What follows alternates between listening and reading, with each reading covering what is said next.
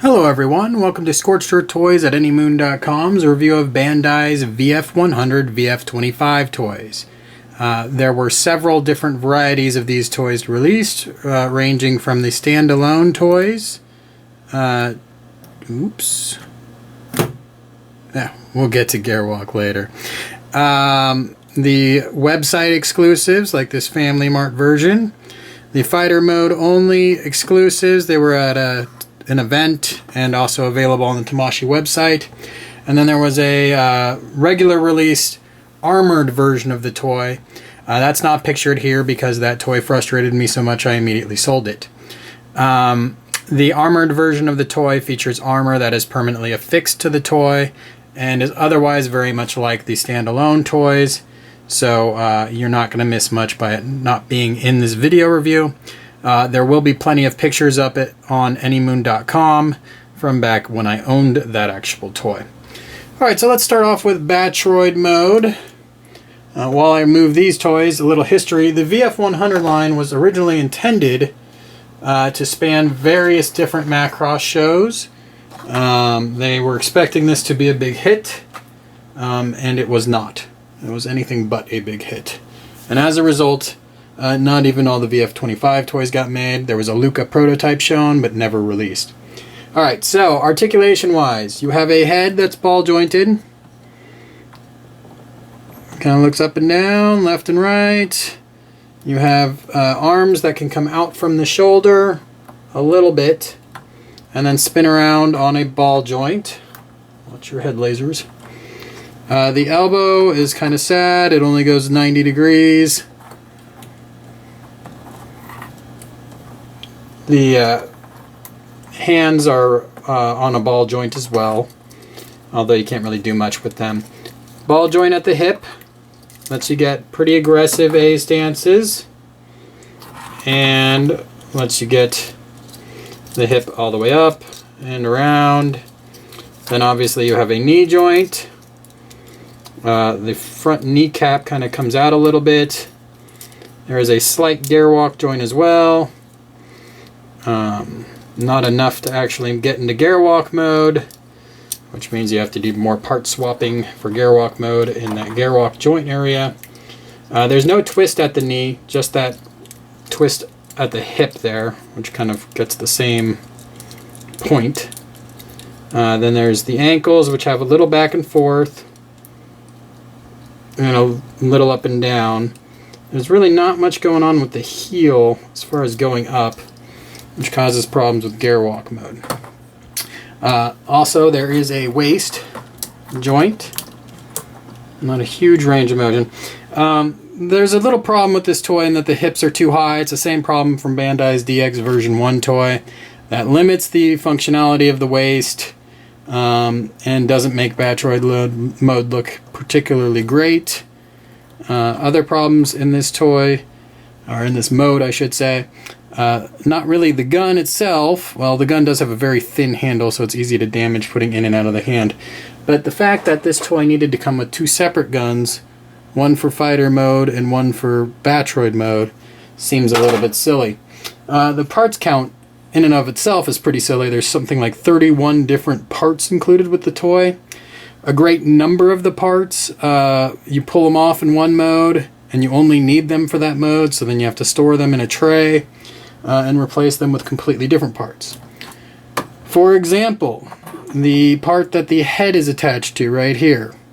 That part is not used in gearwalk mode. The fins on the back right now, that won't be used in gearwalk mode. The nose cone currently on the toy, not used. The head, not used.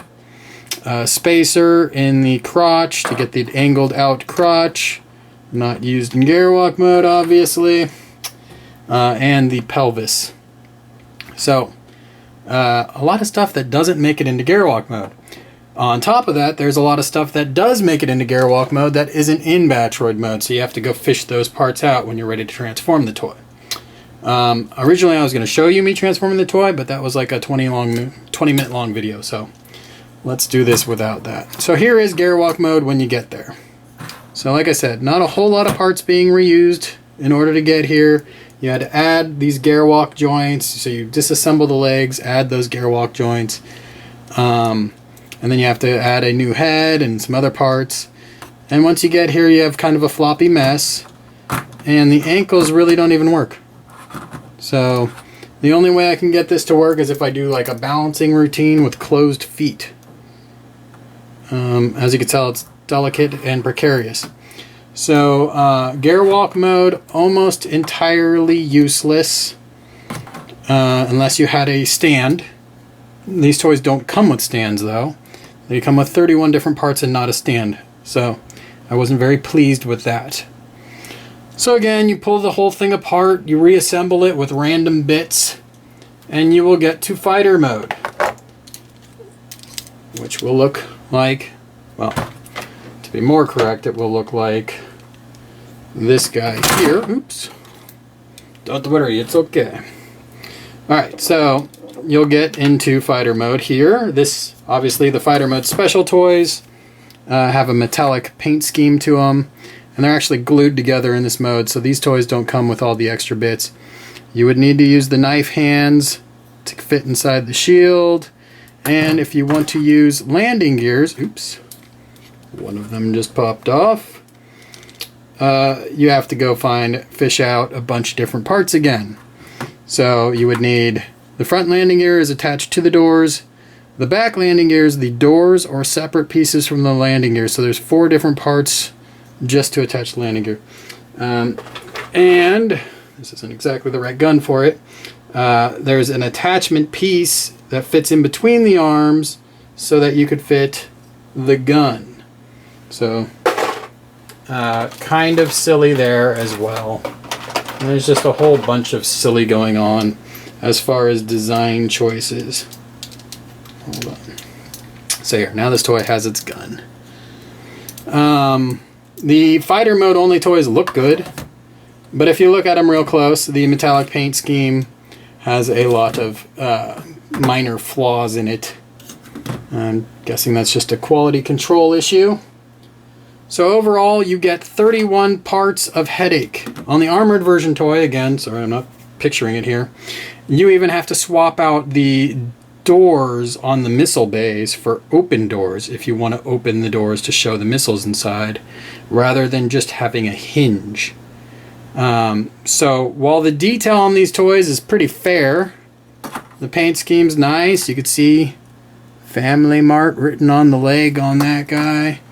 For a toy of this scale, it's not bad, but it could be a whole lot better.